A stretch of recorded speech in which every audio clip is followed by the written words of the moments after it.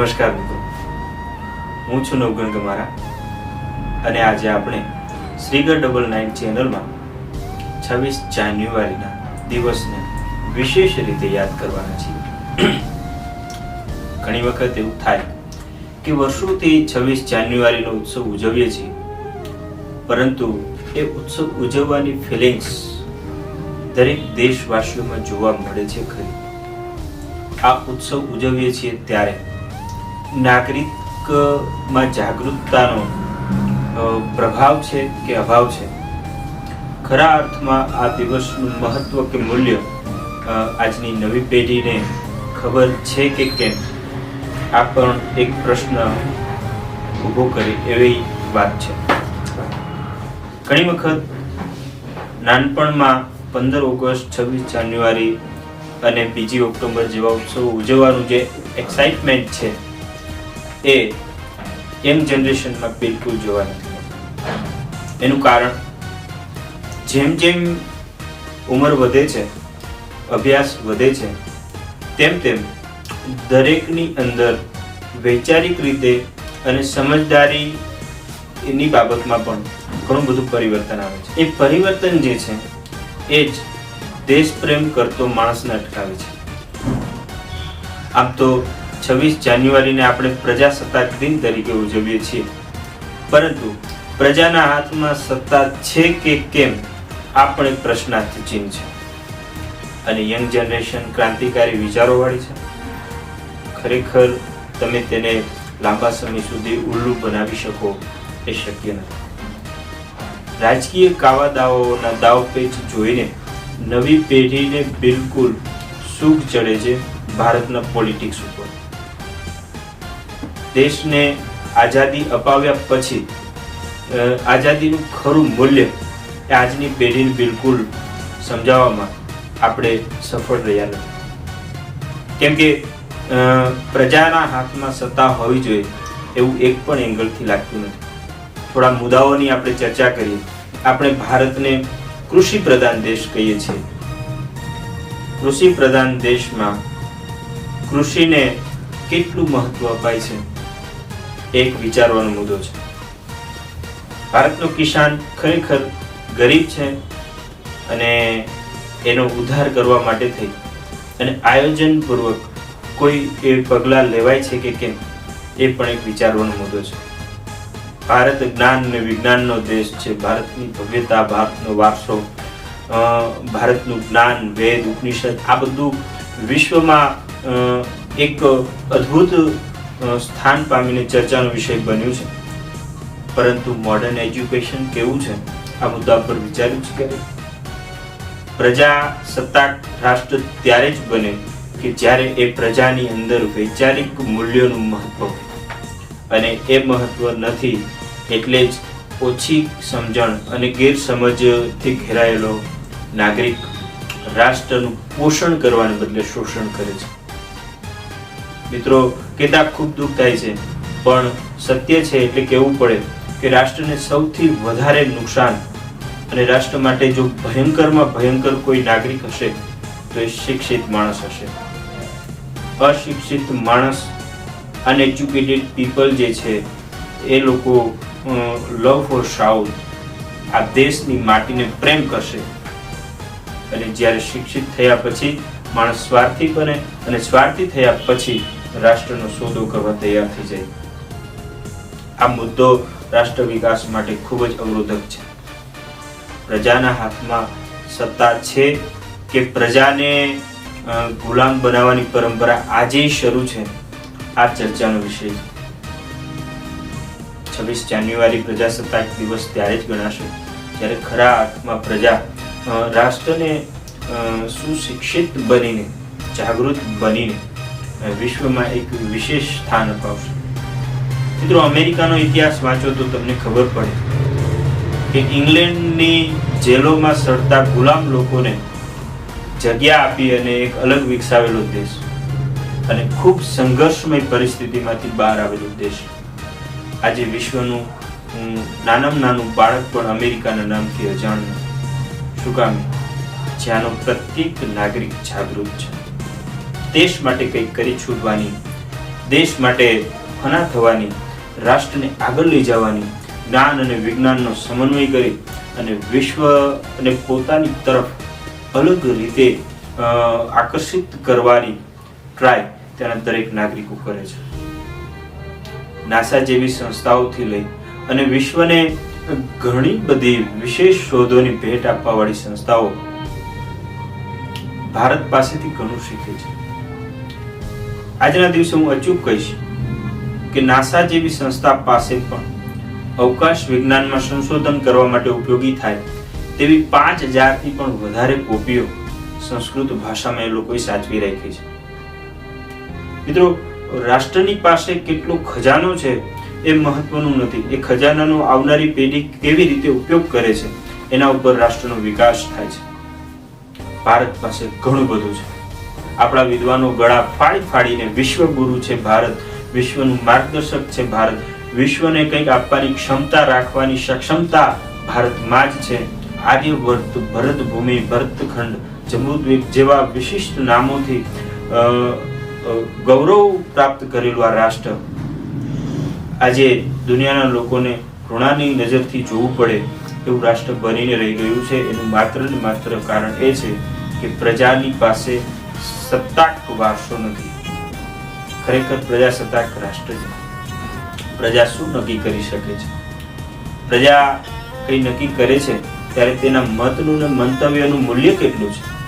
કોઈ પોલિટિકલ એજન્ડાથી તમને નચાવી જાય અને 200-500 રૂપિયામાં તમારો મત ખરીદી જાય, એ રાષ્ટ્રને તમે પ્રજાસત્તાક રાષ્ટ્ર કહો છો, એ ખરેખર મારા મતે તો એ એક અપશબ્દ બરાબર છે.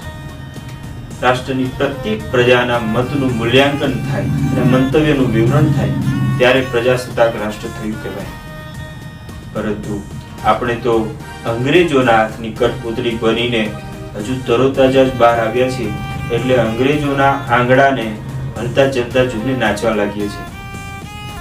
વસ્ત્ર પરિધાનથી લઈ અને પર્સનાલિટી ડેવલપમેન્ટ સુધી આપણું યુવાધન વિદેશીઓને ફોલો કરે છે. તેમાં ક્યાંય ને ક્યાંય રાજકીય વ્યવસ્થા ચાંચ મારે છે. શિક્ષણ વ્યવસ્થાને અંડર કંટ્રોલ કરીને સ્વતંત્ર રીતે ઉડવા ન દેતી આ વ્યવસ્થાને એક નાગરિકે ખૂબ જ ઢંઢોળીને કહેવું પડશે કે કંઈક નવું જોઈએ છે. અમને અમારી ભવ્યતા જોઈએ છે, પુરાતન વારસો જોઈએ છે અને નવા ફોર્મમાં, નવા ફોર્મેટમાં, નવી રીતે વિશેષ ફોર્મેટમાં જોઈએ છે. આ ભૂખ જ્યારે જાગશે ત્યારે રાષ્ટ્ર પ્રજાસત્તાક રાષ્ટ્ર ગણાશે. ઔરંગાબાદની સફરે એક વખત ઇલોરાની ગુફાઓમાં મેં જાપાનીઓને ત્યાંની ગુફાઓની માઇક્રો ડિટેલ્સ રિસર્ચ તરીકે કરતા જોયા ત્યારે ખ્યાલ આવ્યો કે ભારત પાસે વિશ્વને શીખવવા જેટલો અઢળક ખજાનો છે. પણ એક કહેવત પ્રમાણે ઘરના છોકરા ઘંટી ચાટે અને પારકાને આટો. અહીંની મૂળ યુવા પેઢી આ જ્ઞાનથી વંચિત રહી જાય અને વિશ્વના લોકો અહીંથી ઘણું બધું શીખી જાય. આનાથી મોટી શરમજનક વાત બીજી કઈ કહેવાય? શિક્ષણ પરિવર્તન માંગે છે, શિક્ષણ સંશોધન માંગે છે, શિક્ષણ સક્ષમતા માંગે છે, શિક્ષણ મજબૂતાઈ માંગે છે, શિક્ષણ અલબત્ત આભ ફાડીને ઉગવાની એક અનોખી માંગણી કરે છે. એને નવું સ્વરૂપ જોઈએ છે અને નવું સ્વરૂપ આપવા માટે થઈને તમામ વિદ્વાનોને આહ્વાન છે કે આપણી આસપાસના વિદ્યાર્થીઓમાં એવી જિજ્ઞાસા જગાવો કે નવું શીખવા માટે તત્પર બને. શિક્ષણને સક્ષમ બનાવો, કિસાનને મજબૂત બનાવો, જવાનની રિસ્પેક્ટ કરો. આ ત્રણ વસ્તુ જે દેશ પાસે મજબૂતાઈથી હશે, દુનિયામાં કોઈની તાકાત નથી એ રાષ્ટ્રને ગુલામ બનાવે. ભારત લાગણીશીલ રાષ્ટ્ર છે. લાગણીશીલ નિર્ણયોને લીધે આ રાષ્ટ્રે ઘણું બધું ભોગવવું પડ્યું છે. અલબત્ત આપણા એક ચપટી જેવા પાડોશીને સાચવવા માટે, આપણા એ કોકરોચ જેવા એક પાડોશીને સાચવવા માટે આપણે સિરિયસલી વિચારવું પડે છે. પાકિસ્તાન એટલે ભારતમાંથી છૂટું પડેલું જ એક ફણગલું છે, પરંતુ એ ફણગલુની સાથે સમાધાનિક વૃત્તિથી રહેવાની સક્ષમતા નથી. તો યુદ્ધ કરીને પણ એને શાંત પાડવા માટે આપણે સક્ષમ નથી. છાસવારે જે છમકલાઓ થાય છે, રાષ્ટ્રને નુકસાન કરવાનો વિચાર એ લોકોના દિમાગમાં જે છે એ નાબૂદ થવું જોઈએ. કાશ્મીર એટલે ભારતનું મસ્તક કહેવાય. એ મસ્તક પર રહેવા વાળી કાશ્મીરી પ્રજાના હૃદયમાં ભૂમિ નિષ્ઠા, રાષ્ટ્ર નિષ્ઠા, દેશ નિષ્ઠા, દેશ પ્રેમ એ ખડો થાય ત્યારે પ્રજાસત્તાક રાષ્ટ્ર બન્યું બને. અને ત્યારે પ્રજાસત્તાક દિવસ ઉજવવાની શરૂઆત કરવી છે. પ્રજાસત્તાક રાષ્ટ્રને ખરા અર્થમાં પ્રજાના હાથમાં સત્તા આવ્યા પછી જ પ્રજાસત્તાક રાષ્ટ્ર કહેવું શક્ય છે. મિત્રો, ઘણા લોકોની ચિંતા છે, ઘણા લોકોની ઉપાધિ છે કે આ રાષ્ટ્ર જે છે એને પુરાતન ગૌરવ પ્રાપ્ત થાય, પરંતુ માત્ર ચિંતા કરવાથી કંઈ નથી થવાનું.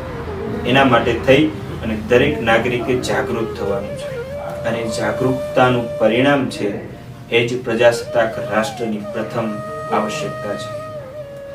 રાષ્ટ્રને માટે સમર્પિત થવાવાળા, બલિદાન આપવાવાળા અનેક ક્રાંતિકારીઓને 26 જાન્યુઆરીના દિવસે સલામ કરવી જોઈએ. આ દિવસે એ ક્રાંતિકારીઓની વિચારધારામાંથી વર્તમાન સમયને લાગુ પડે એવા તમામ મુદ્દાઓની છણાવટ કરીને એને એપ્લાય કરવા જોઈએ. જે રાષ્ટ્રના હિતમાં છે, જે રાષ્ટ્રના ઉપયોગમાં છે, જે રાષ્ટ્રને આગળ લઈ જવા માટે થઈને જરૂરી છે, એવી તમામ બાબતો આજે પણ એપ્લાય થવી જોઈએ. અંગ્રેજો દુશ્મન હતા ત્યારે તેમની સામે તમે સત્યાગ્રહ કરતા હતા, બરાબર છે, પરંતુ હવે તો આપણા જ લોકો છે, એની સામે ભૂખ હડતાલ પર બેસીને ટાઈમ વેસ્ટ કરવાનો સમય નથી. તમારી જાતને એક્ટિવ કરો, દેખાડા બંધ કરો, તમારી અંદર પડેલી ક્રિએટિવિટીને રાષ્ટ્રના વિકાસ માટે વાપરો, તમારું થિંકિંગ સ્પ્રેડ કરો, તમારી આસપાસ રહેલા લોકોને દેશ ઉપર પ્રેમ કરતા કરો. જ્ઞાતિવાદમાંથી બહાર આવવું જોઈએ. પ્રાંતવાદ અને ભાષાવાદની મુશ્કેલીઓ પણ દૂર થવી જોઈએ, પરંતુ સૌથી પહેલા માણસની અંદર રાષ્ટ્ર પ્રેમ નિર્માણ થવો જોઈએ. અને એ ક્યારે થશે? જ્યારે રાષ્ટ્રની સંપત્તિ, રાષ્ટ્રનો વારસો, રાષ્ટ્રની વિચારધારા આપણી અંદર ઉગાડીશું, ત્યારે રાષ્ટ્ર માટે પ્રેમ નિર્માણ થવાનું. અને નિર્માણ કરવા માટે થઈને પાડોશી લોકો પ્રયત્ન નથી કરવાનો, એ પ્રયત્ન આપણે કરવાનો છે. દુર્ભાગ્ય છે આ દેશનું કે અંદરના ઝઘડાઓને લીધે એક સમયે મુઘલોએ અહીંયા સત્તા જમાવી. આંતરિક વિખવાદોને લીધે વિશ્વની ઘણી બધી ખૂંખાર બર્બર જાતિઓ આ રાષ્ટ્રને જીતવાનો વિચાર કરી શકી, અને ઇવન અંદરની ખટપટના લીધે જ હોલેન્ડથી આવેલા ડચ, વલંદાઓ, ફિરંગીઓ અને છેલ્લે અંગ્રેજોએ આ દેશનું શોષણ કર્યું. આ શોષણમાંથી મુક્ત થયેલો દેશ મળી ગયા પછી પણ હજુ આ રાષ્ટ્રનું શોષણ શરૂ છે. ઘણી વખત આ રાષ્ટ્રમાં રહેવાવાળા અમુક સ્વાર્થી લોકોની માનસિકતાને લીધે રાષ્ટ્રનું શોષણ થતું હોય ત્યારે એમાંથી બહાર નીકળવા માટે થઈને જનજનનો અવાજ ગૂંજવો જોઈએ. We want freedom from you. તમે નક્કી કરી શકો છો કે તમારે કોની સત્તામાં રહેવું છે. તમે નક્કી કરી શકો છો, મંતવ્ય આપી શકો છો. વોટ ફોર નેશન આ મુદ્દો જ્યારે પ્રબળ બનશે ત્યારે રાષ્ટ્ર પ્રગતિનું પ્રથમ પગથિયું ચડે છે એવું કહી શકાશે. અને આવા પ્રગતિના સોપાનો ચડવા માટે થઈને કિસાનનું મૂલ્ય વધે, શિક્ષણ શ્રેષ્ઠ બને, અને જવાનને સેલ્યુટ કરી અને એને રિસ્પેક્ટ કરીએ, અને દેશની બાહ્ય બોર્ડરોને મજબૂત બનાવી, દેશની આંતરિક તાકાત ઉભરી આવે, અને દેશને પોષણ કરવાવાળો કિસાન છે એનું મૂલ્ય વધે. આવી તમામ કામગીરી કરી અને પ્રજાસત્તાક રાષ્ટ્રના નિર્માણ માટે યુવા વર્ગ ખાસ જાગે અને વિશ્વના તમામ લોકોને ભારત ફરી પાછું માર્ગદર્શક આપતું ડેમોન્સ્ટ્રેટિવ કન્ટ્રી બને એવી અભિલાષા સાથે બધાને 26 જાન્યુઆરીની ખૂબ ખૂબ શુભેચ્છા. પ્રજાસત્તાક રાષ્ટ્રની સંકલ્પના સમજીએ અને રાષ્ટ્ર માટે કંઈક કરીએ. આ સાથે આપણે ફરી પાછા નવા વિષય સાથે નેક્સ્ટ ટાઈમ મળીશું. ત્યાં સુધી બધાને જય હિન્દ, જય ભારત, ભારત માતા કી જય.